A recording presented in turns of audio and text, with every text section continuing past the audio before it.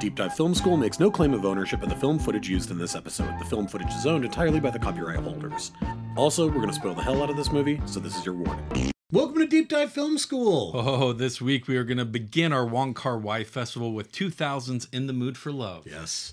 Let's go ahead and dive on into this sexy thing. All right.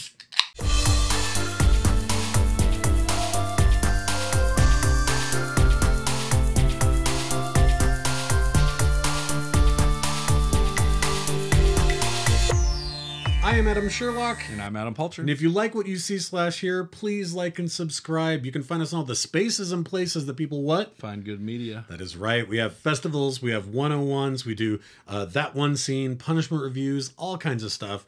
We're starting a new festival. Yeah, yes. Super excited. Wong Kar-Wai. Now, are you familiar with other stuff outside of this movie of his? No, this is one that we reviewed in our podcast from years ago. Yeah. We've been doing this almost 17 years now. And our first iteration of this show talked about this movie. And this was probably one of our bigger finds of the whole show.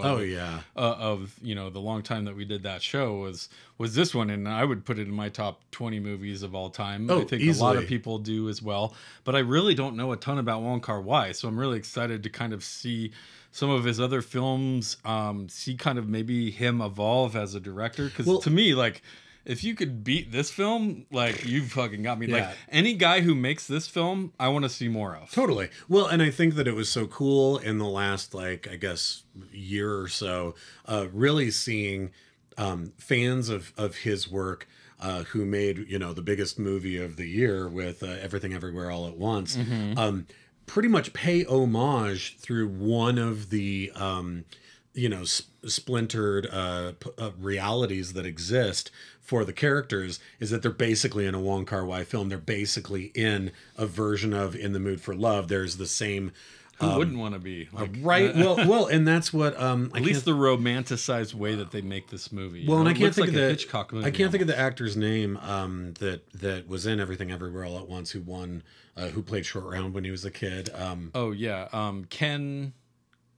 I forgot. We'll his put last it up name. here. Yeah, Yes, I forgot his last name. But he talked about how he not In the Mood for Love, but that he worked on several other Wong Kar-Wai films, and then he's like, that's one of my favorite movies, and he's like, wait, I get to be the cool guy. That's right. I get to wear the pencil tie right. and like be there with the smoldering cigarette. Like, I would do taxes with you in another life. Like, that's right. He's like, I get to be that guy. Like, I forgot about God, that. like, what a call out to totally this movie too. Yeah, that you're just like, how many people know that though? Well, and I mean, my God, also, we're not reviewing Everything Ever all at once right now, but to have a movie that can have reference to that and Ratatouille in the same movie. So anyway, chef's kiss. Yes. So, but In the Mood for Love, yeah, it's kind of unlike, I mean, when it did the homage in Everything Everywhere, you knew it when you saw it because it's so specific. Wong Kar-Wai, and I'm excited to do this festival because we're going to learn this as we go on, but at least this movie has this stylization that is so specific. The color emerald in this movie is everywhere. And the fact Same with red.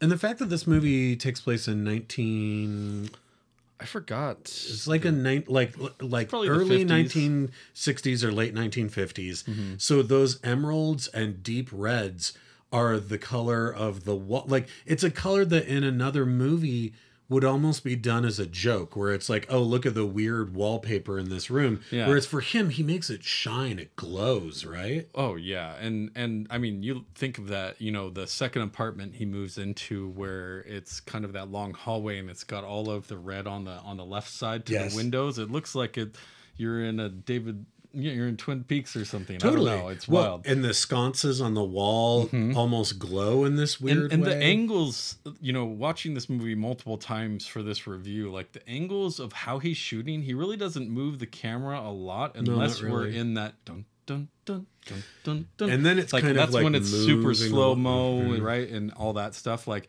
he really statics the camera, but you look, he loves windows, he loves doors and hallways. This whole thing is about these two people living together, but we're almost never in their apartments, right? Right. And so they're in this cramped hallway that he loves to shoot in, and shit like that. And like, there's little things, and we'll get into more of the stories of the spouses and stuff like that. But I just love his sense of a frame, right? You know, there's a mirror in the room. Somebody's face is in that mirror. Right. And the camera might not even show you that it's a mirror until you're looking at the scene for several seconds and saying, why is the main character out of focus and cut from the nose up?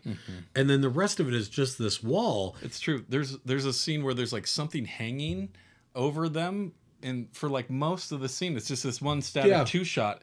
And it's just, I can't remember. Maybe it's like from a closet or something like that. And there's like old clothes or something hanging. But the whole time, it's just kind of interesting. And I love it because it makes you feel trapped inside very much how the characters do, right? Some of the way he's framing things. Or even as a fly on the wall that's not supposed to be seeing things that we're seeing. Because one of the other things I think is that like there are so many shots in this that a DP would be like, okay, we got to get all of this shit out of the way. And it's like, no, he moves the entire camera back behind stuff.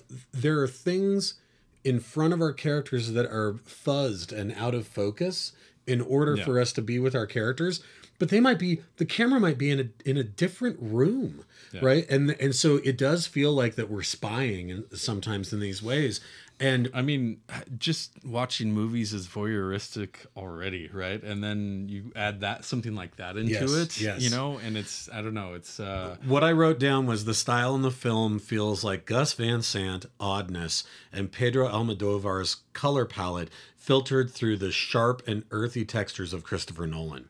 Wow, because you can see the cracks on the wallpaper. You can see the dinginess of the garbage cans in the alley. But then the color palette is this almost like clean, it's almost candy like, right? Again, very much thinking of you think of her Almodovar, right? In that way, that candiness to the think colors. of every dress she wears. She wears 46 dresses total in this movie. That they're called the Cheongsom dress. Yes. And I think you don't even see the same one twice. I think there's certain scenes where you know, in this movie is a lot of small little scenes, right? It's not like some big arching play or something where it's all about the dialogue or whatever. This is like a lot of little chunks of their lives. And, you know, it's not necessarily told in order. Right. I don't think. I think we're trying to figure it out. There's obviously an evolution, and then we start skipping years near the end in the third act. I don't think it's non-chronological, but it does skip forward in ways that feel very odd. Exactly, because you're like, oh, I thought they were friends now, and so much, and watching this movie multiple times, so much of their relationship, and I love the fact that we never we only hear from the spouses a few times. We see their we see their backs. One of them may be playing a game or is on the phone or is at work or something, but we don't see. We never have a bad guy. Like, I mean, there's obviously a bad guy in the frame of like, this is the antagonist of the, there was an infidelity that caused the fact that they're movie to faceless, start. right? I think really adds a lot to the imagination of the audience. And I think that's so important. Yeah, well, because it's like, we never see the spouses, even though they're cheating on each other with these two people. And because there's nothing...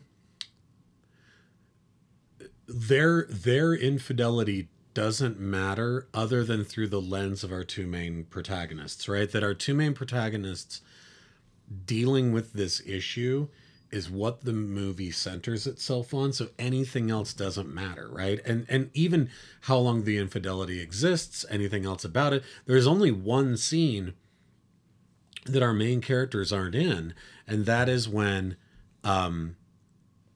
they realize that the spouses realize they've been caught, right? And the door shuts and we just hear the conversation of, that was your wife. When are you going to tell her? Da, da, da, da, da. And then we fade to black. And that's the only time that we go, oh, I see what's happening. It's very interesting how nosy people are in this movie. Well, like everyone knows everyone's schedules and they're like, oh, I haven't seen your husband in a while. He must be... we don't know the living on top of each other in that sort of, because I think that's the movie doesn't hit this nail on the head. It more dances around this idea, but you think about the whole point of what our two main characters do in this non-consummated affair that they have, right?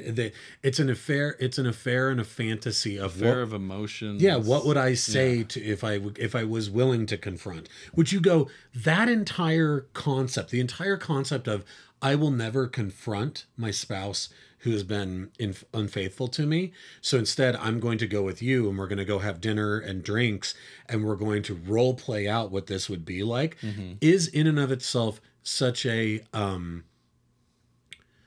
not willing to air our dirty laundry, not willing to seem... But having someone go through this shared trauma with you, right? Right. But it's like that. This movie could never be made as a modern story that's happening with two American couples, because you're like, no one would believe it, or they would somehow see all the role playing and that emotional.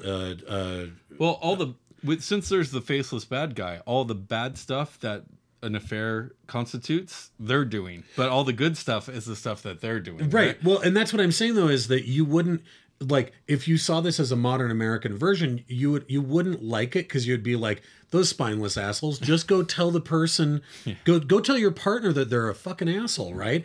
But because of the time period, because of the cultural significance, because of this needing to put on airs of being perfect, right? That the shame that they feel of, we've been cheated on, is what bonds them together. That shared trauma. Absolutely, for sure. And of course, having someone to go through that with is probably important for both of their closures. But you get two beautiful people like Tony Leung and I'm spacing Maggie Chung.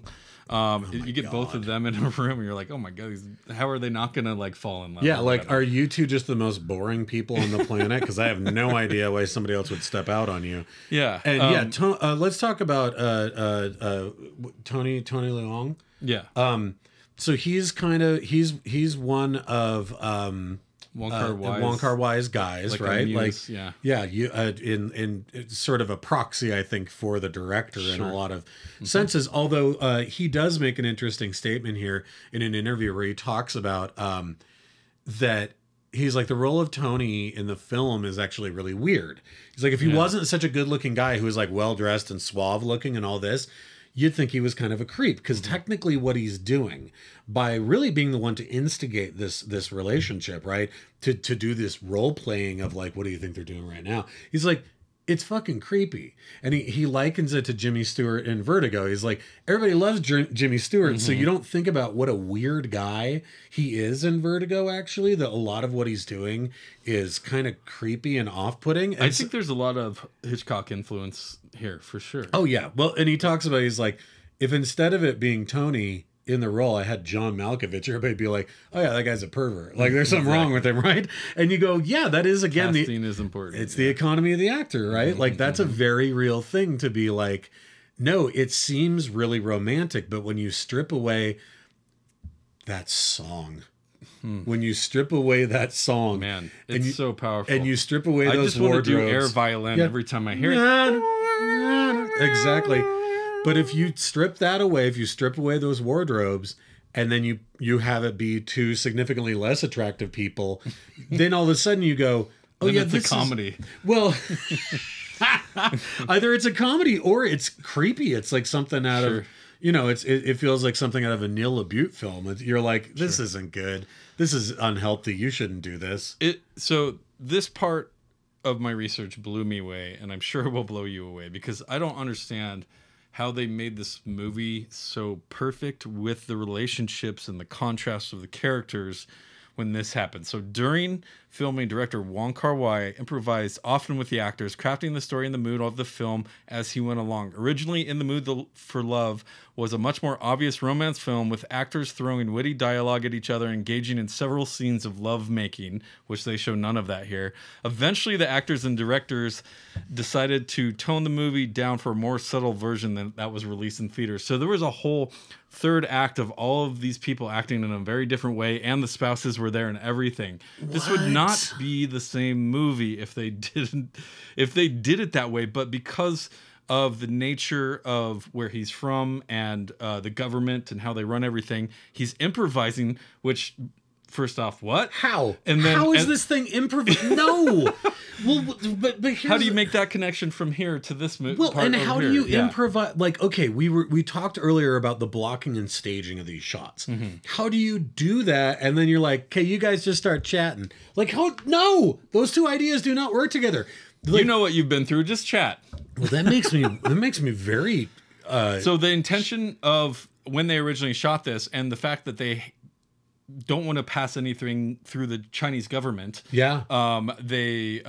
He basically is shooting some sort of like pseudo documentary kind of guerrilla thing. filmmaking. Yeah, basically like, at its moment. And this is what you get out of it. What the fuck, Lord! And the fact that they had this whole other story, which I get why they would go there, but I love the idea of telling those 3 acts and then just pulling one out and just saying, "Hey, this is what you got." Well, and the other part of it too is that like, and I mean, obviously being talked about as some of the best films of all time, you know, all of this stuff. I mean, I guess it goes to show that there's a lot in the edits. I mean, because the other part is like them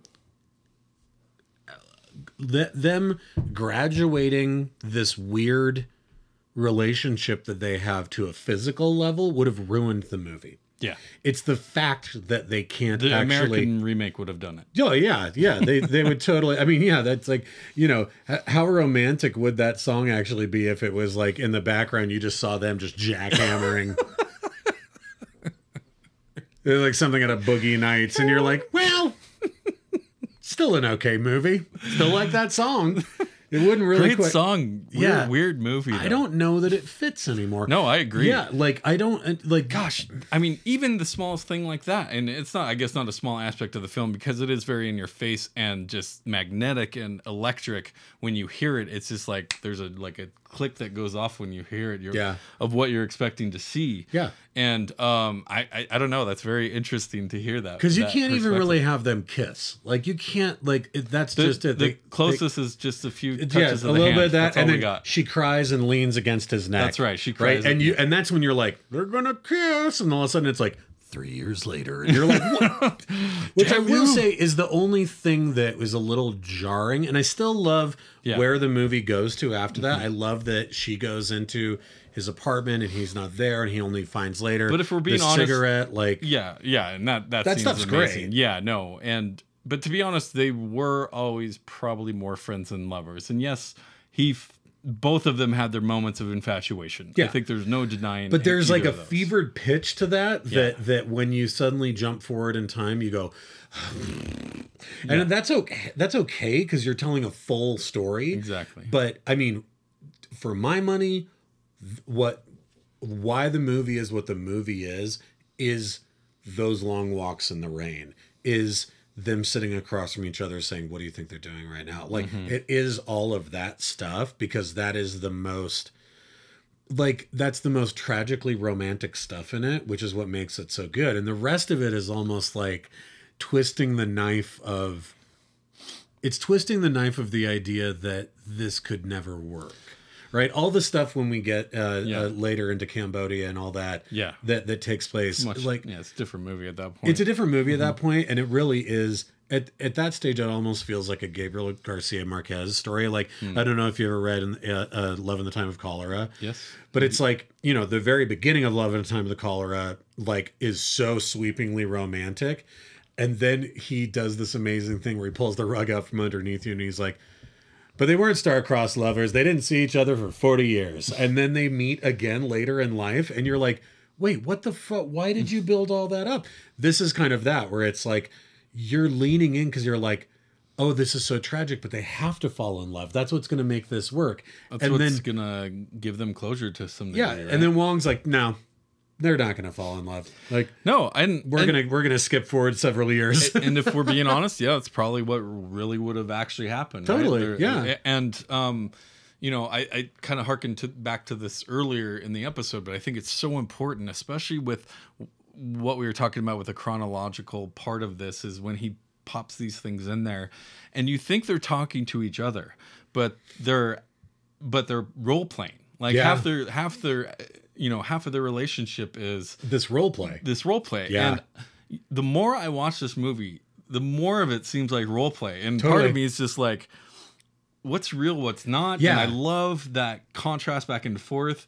And are they, even if he is saying something in a certain way, he's saying it in his way, not in his husband's way. You go, how much of it are they actually doing, and how much of it is this giving them an excuse to do this other thing that's technically taboo, especially for this era, right? And I love that. And I think that the playfulness of that, and the fact, I mean, this is, and it makes me really curious for the rest of this festival, is I'm like, obviously Wong Kar-Wai has made several films that have been lauded as being classics, so I'm very interested to see that. Same. But there's another part of it where I'm like, so one of the greatest movies ever made influenced tons of filmmakers. This movie was, again, as did Jaws. And in both cases, the classic aspect of it was a mistake, or was a way to work around shit that didn't work. And somehow come together even better. Because if there was a storyboard for In the Mood for Love, wherever it is, it fucking sucks. Just like there's a storyboard for Jaws, and it sucks. Right? And what we got instead was, well, this doesn't work. Let's chop this up. We got to work around these things because they didn't, tonally, it's not what we wanted it to be. And then it wrote its own book that's this pastiche of how to do it right. Even though that was not the intent that the director had when they started. That's the great thing about art. No limitations. You can... Or total limitations, and that somehow is what you work around. Yeah, exactly. And make something incredible. Inarritu has a quote where him and his wife saw the movie at Cannes like 20 years ago. And he was so moved by that. He described how viewing it, they walked out in complete silence for almost 10 minutes. We suddenly stopped by the sea. Maria hugged me and started crying inconsolably on my shoulder, and I did the same on hers. In the Mood for Love had left us speechless and deeply moved. It was a moment that reminded me why I wanted to become a filmmaker. Right? And that's not just some guy. Shit. Yeah, it's Inarritu. Yeah, he made fucking Birdman. Wow. And anyway, so wow. And honestly, you can see like something like 21 Grams, where they just kind of take all the pieces and throw it up. Why Wong Kar-Wai would actually be an influence to him, or something like that. Wow. And I don't know, kind of interesting. That's crazy. I love discovering and educating ourselves more about these directors that we don't know about, especially ones from other countries, where there's always going to be some kind of xenophobia, especially in America, of watching movies with subtitles. My old take of I'm glad no one's remade In the Mood for Love in English yet, because it's a very thing to that culture, that country. It would not be the same. No. And the effects and the cultural effects and the human stuff may still be there if you do it right. Right. But if you shoot a third act and pull everything out, then maybe. There's no need, Yeah. Let's talk really quick before we end. Let's talk about these bookends. We have the opening, and closing quote that appears on screen. The opening says, "It is a restless moment. She has kept her head lowered to give him a chance to come closer, but he could not for lack of courage. She turns and walks away." And then the closing is, "He remembers those vanished years, as though looking through a dusty window pane. The past is something he could see but not touch, and everything he sees is blurred and indistinct." And this ending happens as we are usually quotes before and after movies are kind of lame. Yeah, they're kind of meh. But these are like, it reminded me of scenes from A Marriage. Yeah. Right? Where it was like that, I can't remember what it was, but in the middle of the night, there's a sound, there's thunder, and she, he holds her or whatever. Like, it reminded me of that. And you think this is right after this scene at Angkor Wat, at the temple. Yeah. In Cambodia, where earlier when he had talked to his friend and said, they used to say that you would tell a secret into a hole in a tree, right? And then at the end, he tells the secret into the wall at Angkor Wat, and like stuff with some mud in there. Yeah, and stuff the mud in there, and like I don't know, it's so over the top, beautifully romantic and sad and tragic and just perfect. Like the pitch is so dead on, and the difference between the opening and closing quote where the opening quote very much feels like the first half of the movie, which is a snapshot in time. Mm-hmm. And the ending quote feels like it's looking across years, which it really is. And that's the way the end of the movie is in Wong Kar-Wai, right? Like I don't know. There's something so profound about it. Absolutely. Last thing I'll say, to me, it's really about the subtleties of the things they don't say and the things we don't see, right? This movie, whether it is her job half the time, I don't know if you realize this, is setting up dates and for her boss to cheat on his wife. She's calling, she's calling the wife a couple times a week. Oh, he's not going to make it. He's working late. And then she's like, you ready for dinner? So there's little subtlety things that they're not telling you that are there. Yeah. And, even at the end when he goes to visit, he's like, oh, I used to live here. Can I come in? Whatever. She's actually living next door with her son. Yeah. It's just a woman and he stares at the door. Another opportunity. And the woman, the woman says, oh no, there's a woman who lives there with her son. So he assumes that's not her. Yeah. In part, again, to go to the beginning and ending quotes, because to him, she still is trapped in amber. She exists as this snapshot rather than as a person. So you're going Jurassic Park here? Yes. No. Okay. But she's trapped in this moment that he remembers her from. And no, she has a child. It's been years. Like, of course she's moved on. Of course. Yeah. Right. And so, but you don't, when you have that memory of a whirlwind romantic moment with a person, they remain like that to you, right? I mean, in a sense, it's kind of like the Before Sunrise movie series, where it's like that night is all you remember of this person, when it's like, no, they're a living, breathing human being. Like they're going to age and remember have that? Kids and have a totally different life, right? And it's not going to be a good fit for you. But that is something that would affect all of those other things, right? Totally. And I guess that's why the movie manages to have it both ways. It manages to gives you this snapshot that is that, just reeling, fawning, romantic feeling. And then it also jumps forward in time and says, yeah, that's not really how life works. Yeah, that era has passed. Yeah, like, oh, it's so cool. Honestly, La La Land does a great job of this too. I haven't never seen it. Oh my gosh, you need to see that movie.